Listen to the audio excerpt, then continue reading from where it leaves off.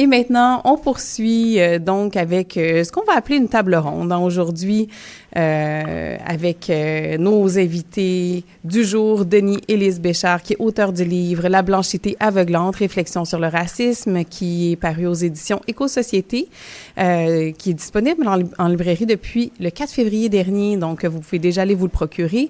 J'ai également Jérôme Pruneau, qui est ethnologue, conseiller équité, diversité, inclusion et à la recherche au Collège Allemand. Il a récemment publié un essai « Je suis raciste, mais je me soigne » aux éditions Terre d'accueil, donc ça, c'était en décembre dernier, si je ne m'abuse. Et j'ai avec moi en studio le producteur, réalisateur et scénariste Jeff Thébastien. Bonjour. Bonjour. Bonjour également à Jérôme et Denis qui sont par téléphone avec nous aujourd'hui. Merci d'être là. Merci d'être en onde avec nous ce matin. Donc, pour faire un petit résumé, là, je vais dire ça comme ça parce que je pourrais parler longuement de vos CV respectifs. Jeff Thébastien, donc récipiendaire du prix Claude Jutras en 2011 pour votre premier film sorti 67 et votre troisième long métrage The Draft sera en salle dès le 18 février. Ce troisième film a déjà été primé en 2024 avec le prix du meilleur film canadien Caribbean Tales International Film Festival. Je sors mon gros anglais ce matin. Ça va bien, ça va bien.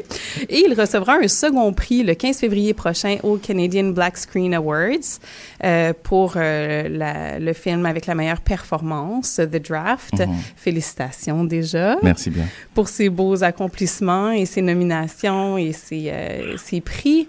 Donc, si on se penche sur le contenu de vos films, dans votre film sorti 67, un film qui est 100% haïtien et québécois, paru en 2010, il était question des gangs de rue à Montréal, de l'espoir aussi pour ces jeunes d'espérer une autre vie, d'espérer le changement, de s'en sortir de cette possibilité-là. Avec le troisième long métrage à apparaître en salle, comme je le disais, The Draft, là, il est question de discrimination, de violence à l'égard des personnes noires et aussi d'une lutte collective pour trouver justice à travers cette grande injustice et toute cette violence. L'histoire prend place, encore une fois, à Montréal.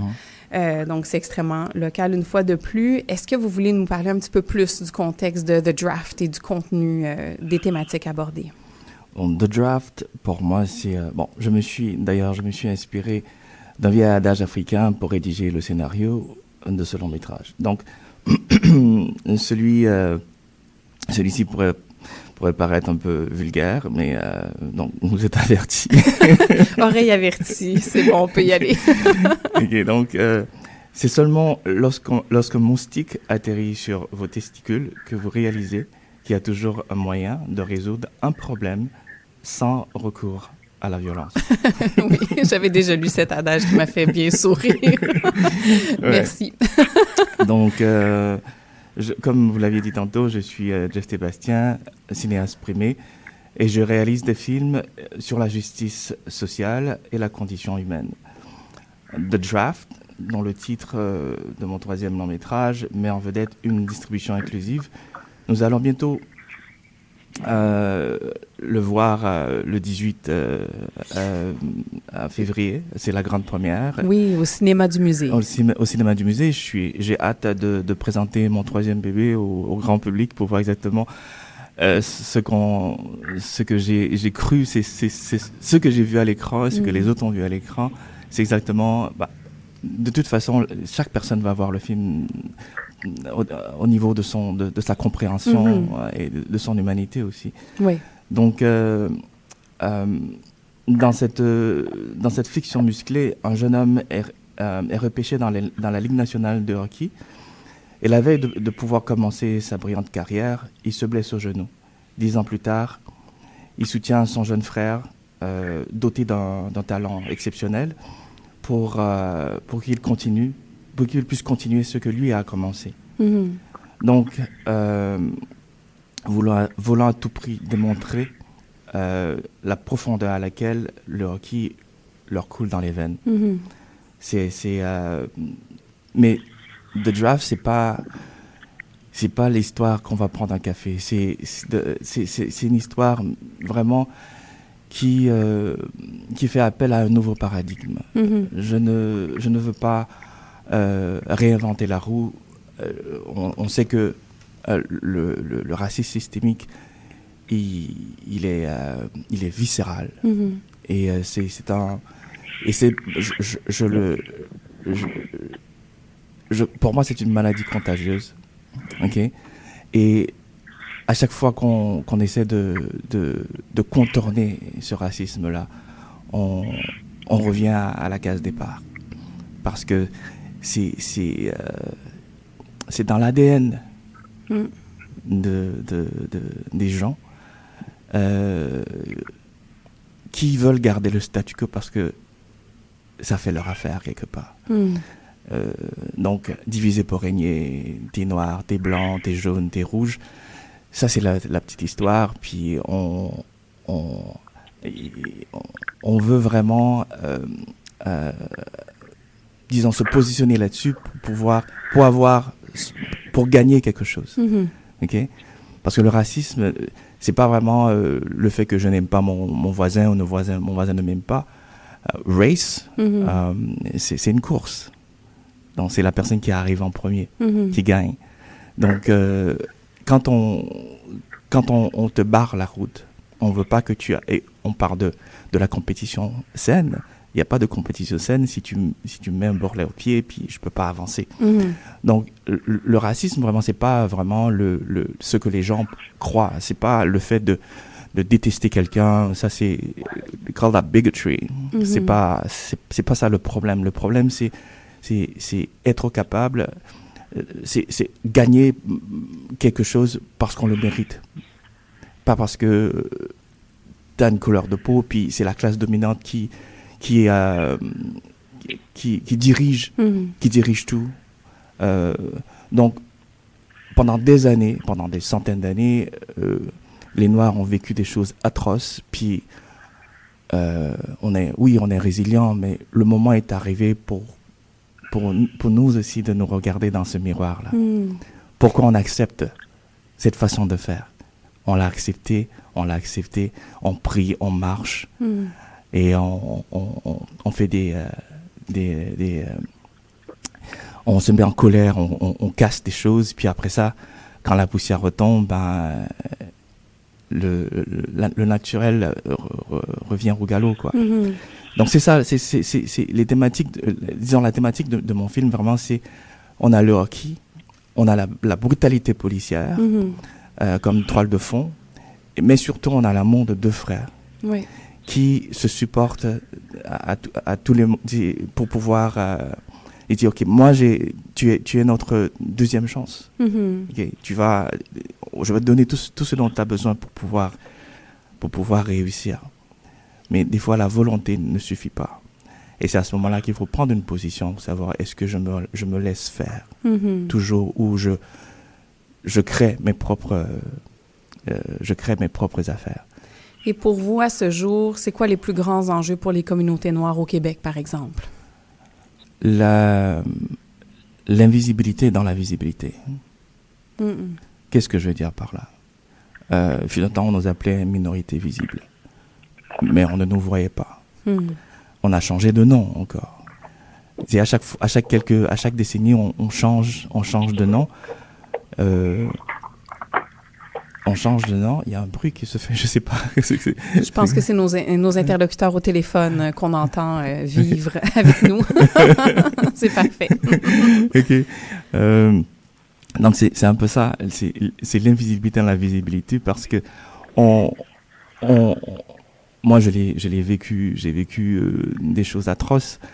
Et même pendant le tournage de mon film, je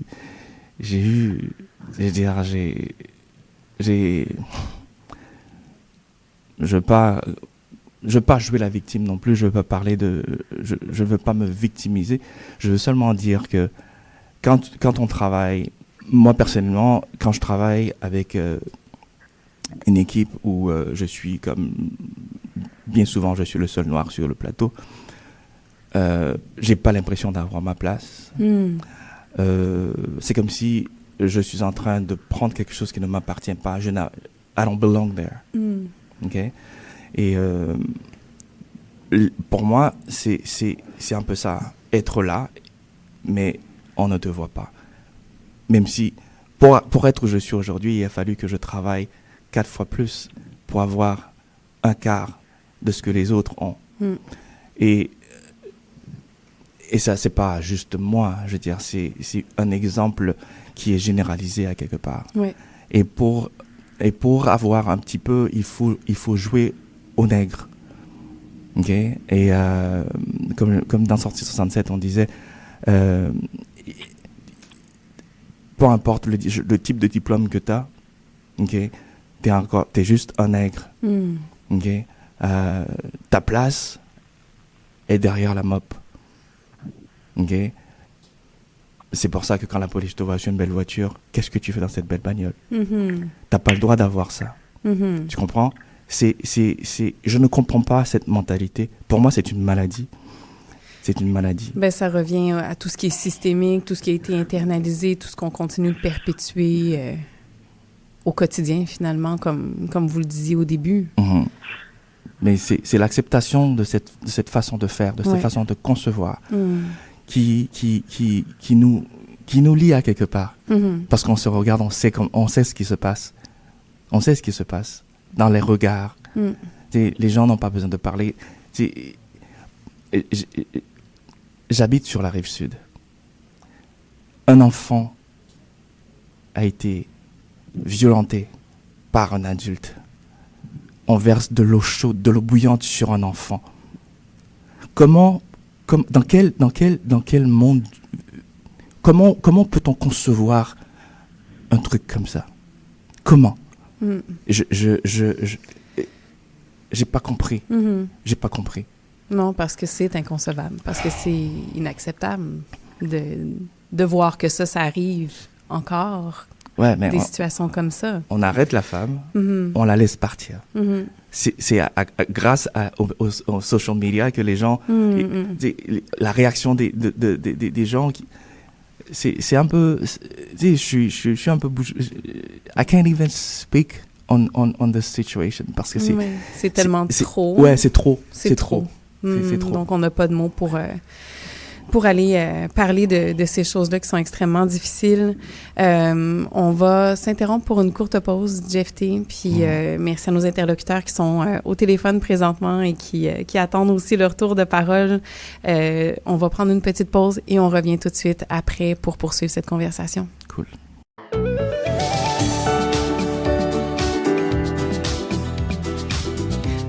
Nous voici de retour à l'effet durable sur les ondes de CIBL 101.5. À titre de rappel, je suis en compagnie de Denis-Élise Béchard, Jérôme Pruneau et Jeff T. Bastien. Et là, j'aimerais passer la parole à Denis-Élise Béchard, qui a sorti la semaine dernière en librairie La blanchité aveuglante, réflexion sur le racisme, aux éditions Éco-Société.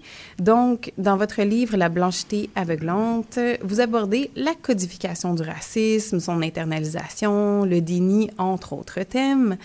Quelle forme prend la codification du racisme dans notre société, dans notre quotidien?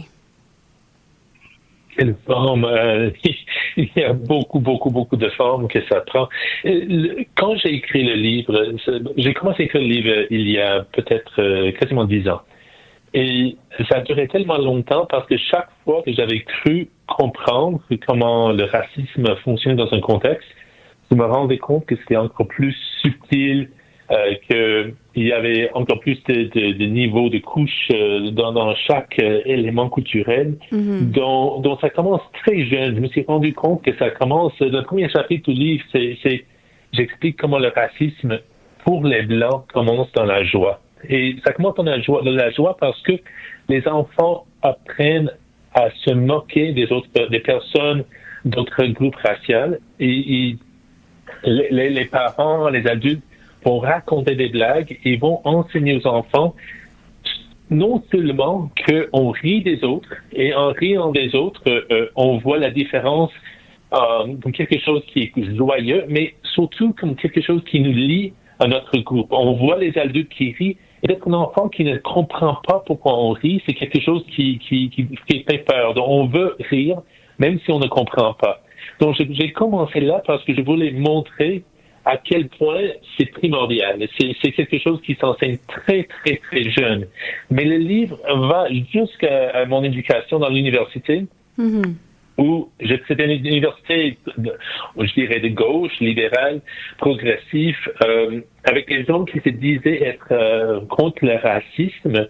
Mais j'ai vu, même dans ce contexte, c'est comme si les Blancs font des actions symboliques. On parle du racisme pour se libérer de faire des vrais changements.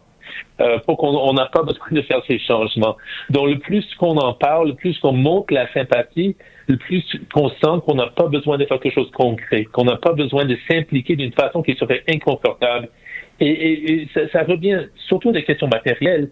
On ne veut rien perdre. On a contrôle des ressources, on a contrôle de la société et on ne veut pas perdre ce contrôle et on veut garder nos privilèges. C'est très simple et c'est quelque chose de très animal. C'est quelque chose que les gens n'arrivent souvent même pas à discuter parce que c'est tellement quelque chose. Il n'y a personne qui veut dire je suis arrivé là où je suis pas parce que je le méritais.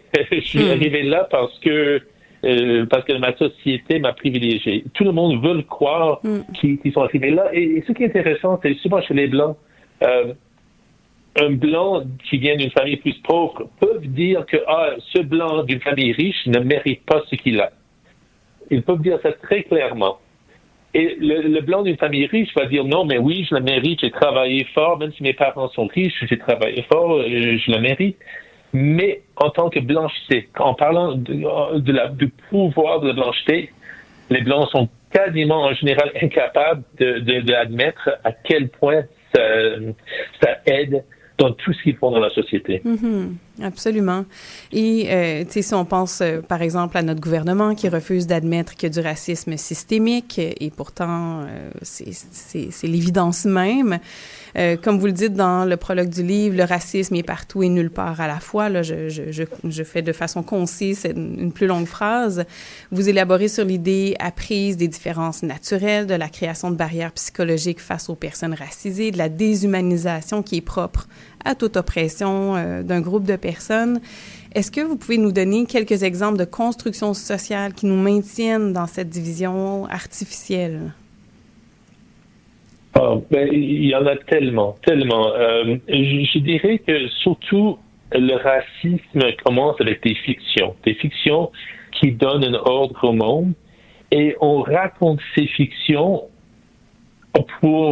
premièrement pour dire que nous, on est innocents, nous, on n'a rien fait, nous les Blancs, on parle des Blancs, on n'a rien fait de mal. Et ici, je parle vraiment, juste pour que les gens comprennent bien, je parle du racisme avec lequel j'ai grandi. Ce livre, c'est surtout une étude sur mon racisme, sur le racisme que j'ai appris jeune. Et on grandit en disant, oh non, on est innocent, on est bon, on n'a rien fait de mal. On a une certaine notion d'une innocence qu'on n'arrive pas à questionner.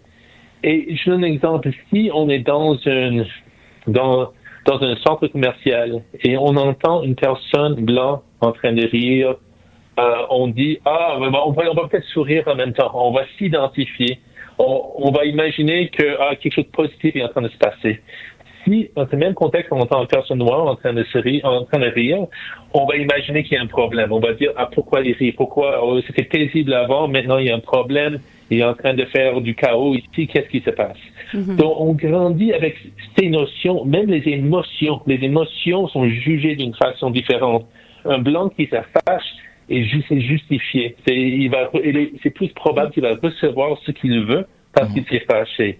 Une personne de notre groupe qui se fâche, un noir qui se fâche, les blancs vont dire c'est quelque chose, lui est en train de faire quelque chose de mal et maintenant c'est nous qu'il faut qu'on se fâche contre lui. Il n'y a pas cette même notion de justification qui est compris c'est tellement profondément codifié dans nos façons de voir le monde.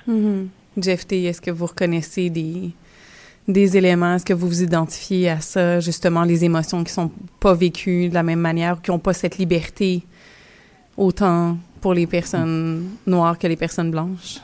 C'est d'une évidence extrême. Je veux dire, quand j'étais jeune, je regardais le monde avec les yeux d'un enfant, en pensant que nous avons besoin d'amour. C'est pour ça on ne peut pas vivre ensemble. Le vivre ensemble, c'est impossible parce que il manque d'amour. Oui, c'est à quelque part, oui, on manque d'amour. Mais un système, c'est fait pour quand on parle du système, c'est fait par des hommes. Ce système-là est là pour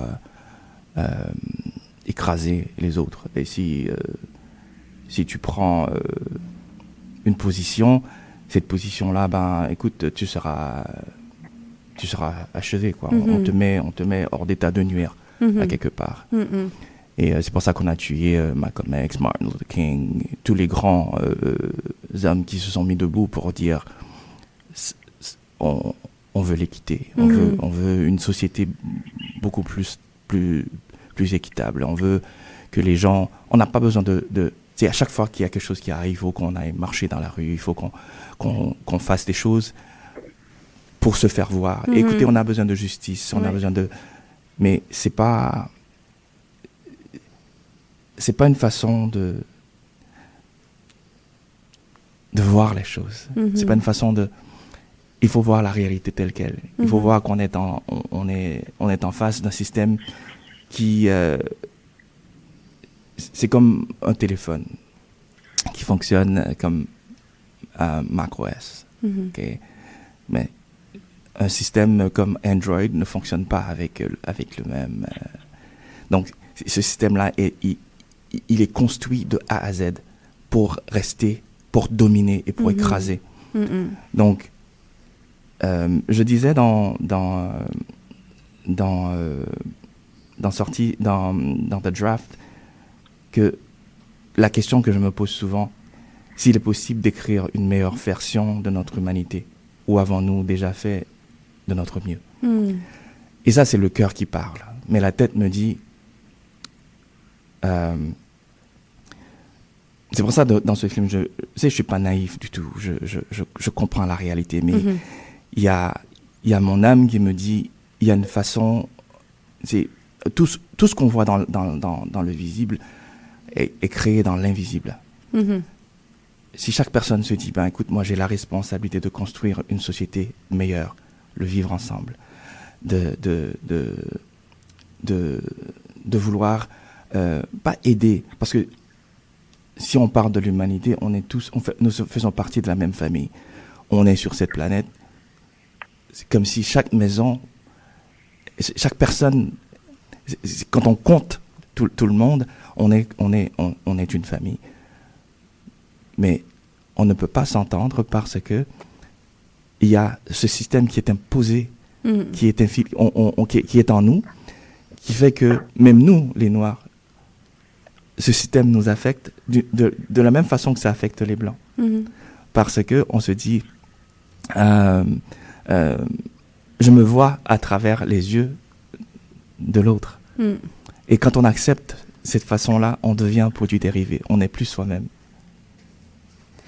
Oui, et là, vous le disiez d'entrée de jeu, Jeff T, il est temps de se regarder dans le miroir aussi, puis de regarder qui on est vraiment. Puis je pense qu'en tant que personne blanche, on doit le faire et comprendre notre racisme. Je ne sais pas si c'est possible. Bien, je l'espère, puis j'espère aussi pouvoir répondre que est-ce que faire de notre mieux, c'était ça? J'espère que non, et qu'on fera encore beaucoup plus que ça. Et si je reviens, Denise Béchard, avec la politique d'extrême droite qui prend le dessus aux États-Unis notamment, mais aussi ici au Canada possiblement bientôt, il y a l'intensification du racisme, de la violence à travers tout ça.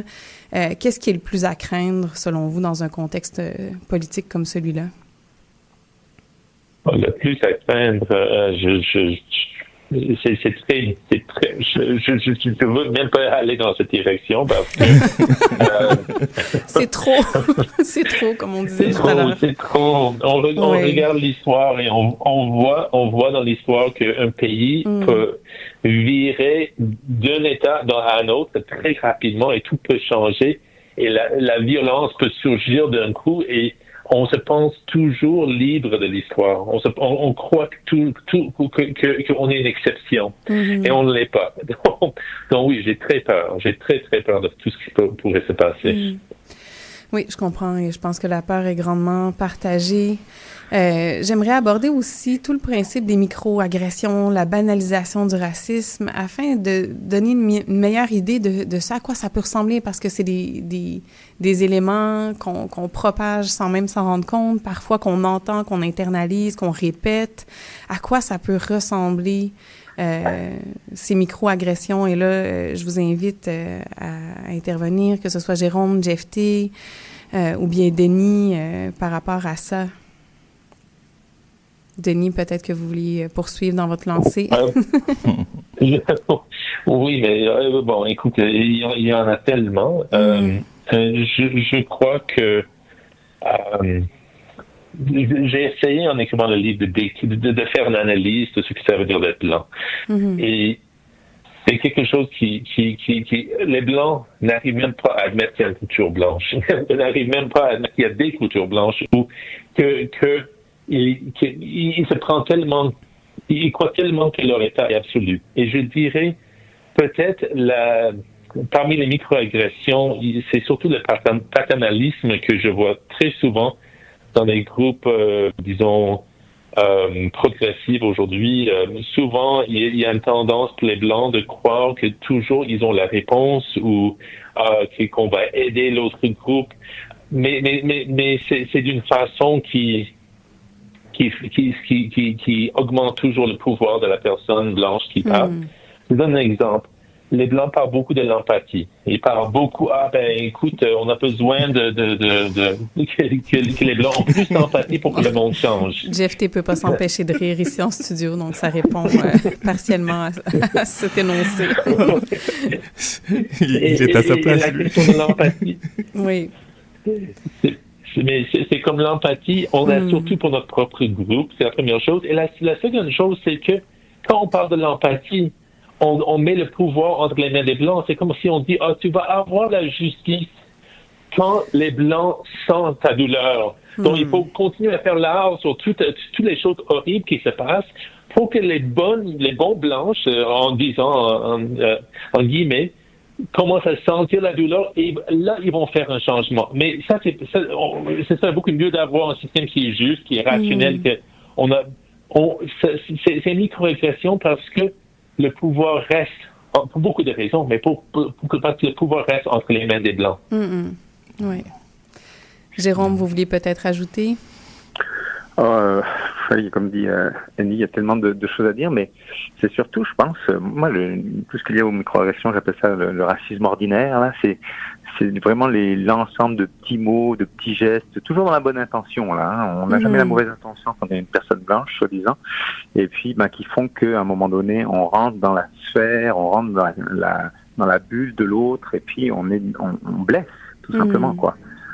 Ça peut être des choses aussi. Je ne sais pas si ça vous est arrivé, moi, qu'une personne arrive à l'aéroport, d'un seul coup, se jette sur vos cheveux en vous disant que vous avez de magnifiques cheveux, quoi. Et qui sont très doux.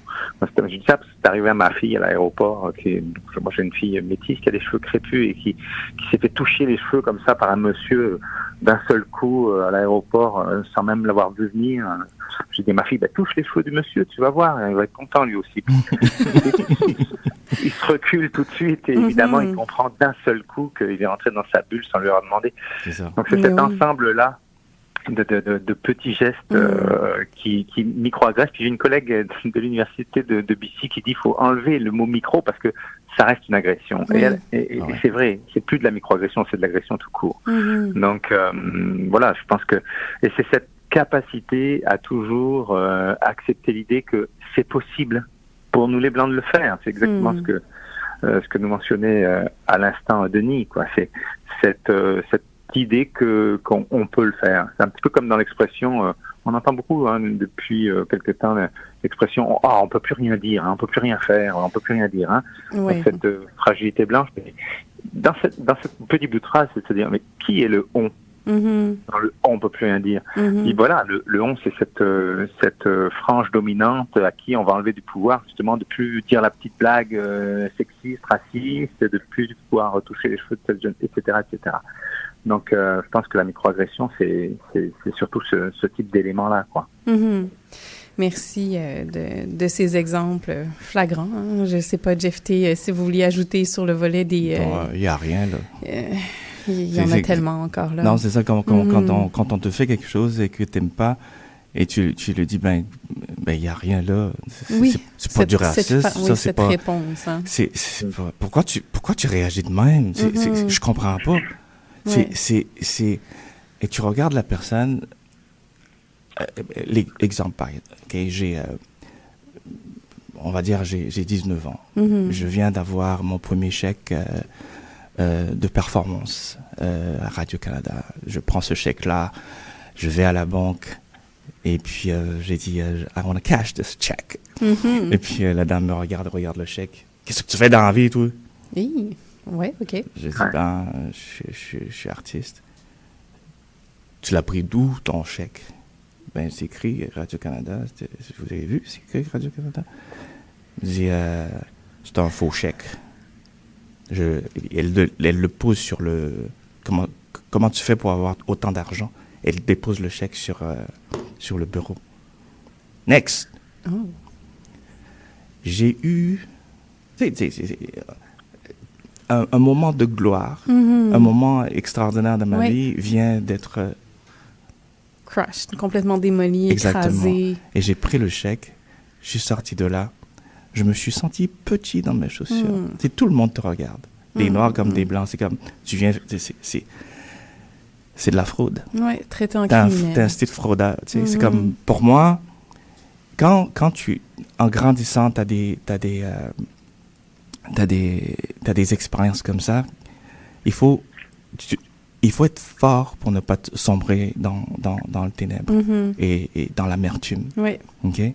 Parce que la blancheur, c'est une façon de ne pas vouloir faire face au miroir qu'on lui présente. Okay? C'est-à-dire, elle définit tout. Elle ne veut pas être définie. Okay? Parce qu'elle veut contrôler.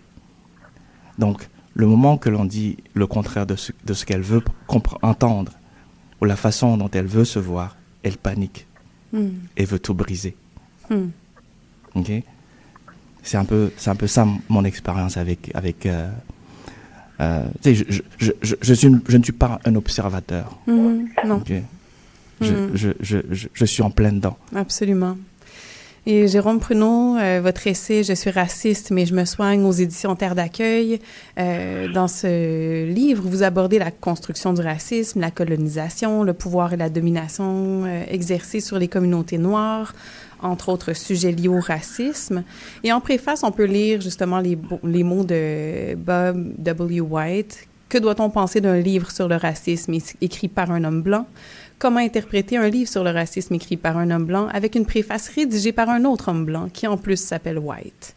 Après avoir lu cet essai, j'ai l'impression que la question devrait plutôt être « Pourquoi les Blancs ne parlent-ils pas plus souvent du racisme? » Alors, je vous pose la question, Jérôme, pourquoi est-ce qu'on ne parle pas plus souvent du racisme en tant que personne blanche? C'est un peu ce que vient de dire Jeff T. On a peur de perdre. Hein. C'est cette phrase. D'abord, on le dénie. Le racisme, il est dénié. C'est la fragilité blanche. On ne veut pas entrer dans ces enjeux. On ne veut pas entrer dans ces discussions. On n'est pas outillé pour entrer dans des discussions. Mais surtout, on ne veut pas perdre le pouvoir. Donc, on veut pas. Moi, j'ai l'impression parfois. Puis maintenant, moi, je vis en région là. J'ai l'impression parfois ce mot, c'est Voldemort. On peut même pas le prononcer, quoi. C'est vraiment quelque chose qui semble mettre très très mal à l'aise les personnes blanches et qui vient encore une fois rompre une domination quand on en parle. C'est presque si se faire traiter de raciste ou de parler de racisme, c'est plus grave que qu'une personne noire qui vit elle-même du racisme. On en est rendu là. Donc toujours dans cette volonté de garder la pyramide dans le bon sens, avec l'homme blanc en haut qui est dans cette domination et dans laquelle il doit rester. On veut comme disait Denis, je pense, le statu quo. Donc on ne veut pas en parler parce que ça nous gêne, parce qu'on est mal à l'aise, parce qu'on se culpabilise. C'est quand même certaines personnes qui ont cette ouverture, mais qui ont une culpabilité de ne pas savoir utiliser le bon mot, de se faire des maladresses. Alors que je pense au contraire que la communauté blanche a vraiment les clés de ces éléments-là. Je me souviens d'une collègue cinéaste noir de Toronto, d'ailleurs, qui me disait, tu sais, Jérôme, nous, les Noirs, on est en prison depuis toujours. Alors, on a lutté pendant des dizaines et des dizaines d'années, et grâce à ces luttes, on a élargi les murs de la prison. Mais c'est pas nous qui avons la clé de la porte. Hein. Alors, je trouvais ça intéressant. Je trouve garder ça en tête, ce qui m'a beaucoup inspiré, notamment pour l'écriture de ce petit essai, de voir comment nous, groupe dominant finalement, avant même de se transformer et de changer nos pratiques et nos manières de faire pour un éventuel mieux vivre ensemble, même pas le vivre ensemble, ce sera un mieux vivre ensemble, eh bien, on veut même pas y aller, quoi. On a tout un travail à faire dans l'acceptation de reconnaître, premièrement, les choses, de s'auto-éduquer sur les questions, parce que c'est pas normal qu'une personne noire explique à une personne blanche aujourd'hui c'est quoi le racisme. Donc c'est une auto-éducation. Et après vient la déconstruction. Mais pour cette déconstruction-là et le changement, il faut en plus un engagement. Donc ça fait beaucoup, hein, ce que j'appelle c'est l'acronyme RAID. C'est RAID le racisme, hein, au sens où il faut reconnaître, éduquer, déconstruire et s'engager. Et donc ce sont des éléments pour pourquoi on en parle si peu souvent, malheureusement. C'est vraiment lié à la fragilité blanche. Hein. Oui. Et bon, ben, il y aura déjà 2 ouvrages, en tout cas, à la disposition des gens pour s'auto-éduquer et puis comprendre davantage et reconnaître. Jérôme, vous traitez de la maladresse, de l'ignorance des gens face au racisme, face au système de domination auquel ils et elles participent inconsciemment ou consciemment pour certains, certaines. Dans quelle mesure est-ce qu'on est si inconscient de ce qui se produit? Ben, on est si inconscient, c'est parce que on l'a intériorisé dans l'histoire par un processus comme les sociologues appelleraient ou les anthropologues appelleraient l'habitus. Quand on intériorise dans notre jeunesse toute notre extériorité, finalement notre environnement social, on intériorise tout. Hein. Qui sont nos parents, la musique à la maison, le type de voiture qu'on a, les amis, les odeurs dans la maison, dans les vestiaires, etc. On intériorise de façon inconsciente. Hein. Puis ensuite, à l'âge adulte, on va extérioriser cette intériorité-là. Donc, on va reproduire finalement notre éducation. Bon. Quand on est en 1785 sur le marché de la ville de Québec et qu'il y a des esclaves qui sont vendus là, les personnes blanches qui sont là, elles y participent à 3 niveaux. Soit elles en vendent, soit elles en achètent, soit elles sont là à regarder.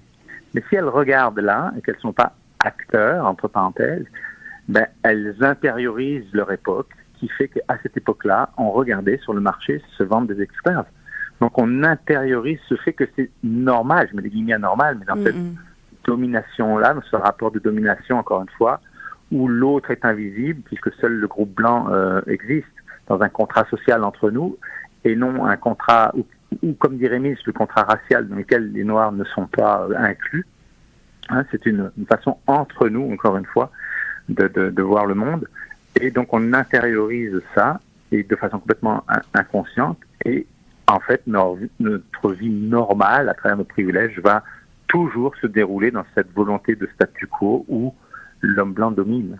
Donc, c'est pour ça que c'est inconscient. Hein, c'est vraiment une nécessité, comme la psychothérapie. Hein. Vous allez voir un psychothérapeute pour mettre à la conscience des traumatismes que vous avez intériorisés. Bon, ben, il faut une psychothérapie collective pour sortir tout ça.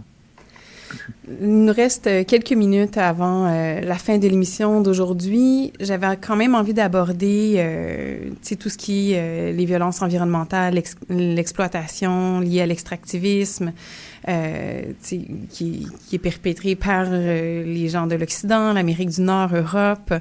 Et toutes ces violences-là se passent dans les pays du Sud global.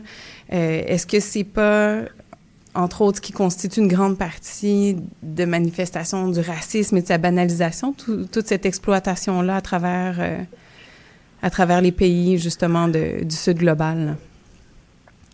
Je vous pose la question à tous les 3, mais évidemment, on ne se voit pas, donc c'est plus difficile d'interagir.